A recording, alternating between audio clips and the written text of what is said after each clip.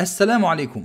Dans le Coran, nous trouvons plusieurs fois des noms sur le shem, sur le wazn fa'oul. Et on va voir une particularité de ce shem-là. On regarde ici dans la parole d'Allah Azza wa Jal dans la sourate Al-Isra. Allah Azza wa Jal nous dit au sujet du prophète Nuh: Innahu kana abdan shakura. Certes, il était un serviteur fort reconnaissant, très reconnaissant. Shakura. Dans la sourate Al-Ahzab, Allah nous dit, en parlant de l'être humain: Innahu kana zaluman jahula. Certes, il était, ou certes, il demeure, zaluman, grand injuste, jahula, grand ignorant. Donc là, on voit que le mot est masculin, c'est normal, puisque ça renvoie à quelque chose de masculin. Le mot shakur ici, il renvoie à un serviteur qui est masculin, ça parle du prophète Nuh, alayhi salam, et ici, zalum et jahul, qui renvoie à quelque chose de masculin, Al-insan, l'être humain. Donc, le mot zaloum, jahoul ou masculin. Jusque-là, pas de problème. Par contre, dans d'autres versets, nous allons trouver ceci. Allah nous dit dans la sourate Hud, qalat,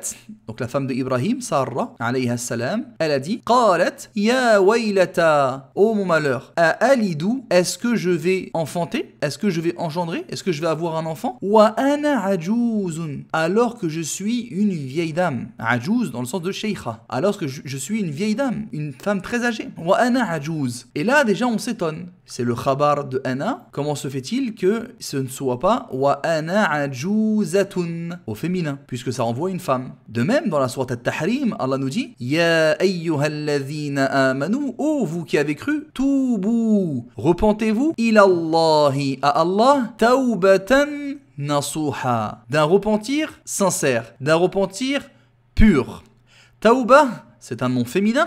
Et son adjectif qualificatif épithète, son aht, il est resté au masculin, nasuhan. Et ce n'est pas écrit nasuhatan. Donc comment cela se fait-il que le mot ajouz n'ait pas été au féminin, comme le mot nasuh ne s'est pas mis au féminin, ne s'est pas accordé avec le mot auquel il renvoie. Comme d'ailleurs dans Surat al-Baqarah, quand on a dit, en parlant de la vache, innaha baqaratun, c'est féminin, baqaratun, la zaloulun, non asservi, qui n'est pas asservi par le labeur. Baqaratun, la zaloulun. Et c'est pas écrit la zaloulatun. À titre d'exemple. Donc pourquoi cela? La réponse, c'est la spécificité du shem arabe fa'oul lorsqu'il a le sens du participe actif du ismul fa'il. Donc lorsqu'on a des noms qui sont constitués sur le shem fa'oul, mais dont le sens est le sens du participe actif, le ismul fa'il, le nom qui fait l'action du verbe, et bien dans ce cas-là, le nom restera sous la même forme au masculin comme au féminin. On ne lui mettra pas de ta marbuta. C'est ça la base pour ces noms-là, les noms sur le modèle fa'oul, qui ont le sens du participe actif. Donc ici, nasuh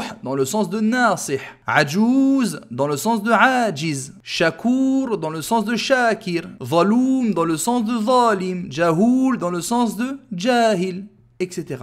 Donc comme ils ont le sens du participe actif, et notamment ce shem-là sert à l'exagération, min siyaril mubalara, fait partie des shems d'exagération de la langue arabe, le shem fa'oul, comme sabour, quelqu'un qui est très patient, comme ghafour, très pardonneur, grand pardonneur, etc. Donc ces noms-là, ils resteront au masculin et on ne les féminisera pas quand ils ont le sens du participe actif. Je vais dire par exemple Hadha rajulun saburun. Celui-ci est un homme fort patient, très patient. Rajulun saburun. Et si c'est une femme, je vais dire également Hadhihi imra'atun saburun et non pas saburatun. Celle-ci est une femme patiente ou fort patiente. Hadhihi imra'atun saburun et non pas saburatun. Donc c'est la spécificité de ce shem-là. Il y en a d'autres qui sont ainsi, que l'on étudie dans la leçon sur les différents types de pluriels dans le tome 4, Inch'Allah. Et dedans, on voit d'autres noms arabes qui sont de la même manière utilisés pour le masculin comme pour le féminin et qui ne se féminisent pas avec un tamarbota. On a par exemple le shem fa'il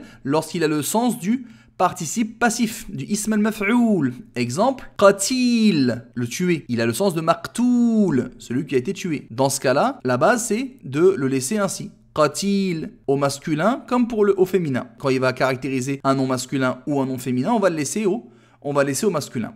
Qatil, comme également le mot jarih, qui a le sens de majrouh, celui qui est blessé. Le mot jarih peut s'utiliser pour qualifier un nom masculin comme pour qualifier un nom féminin. On a également le shem mif'al.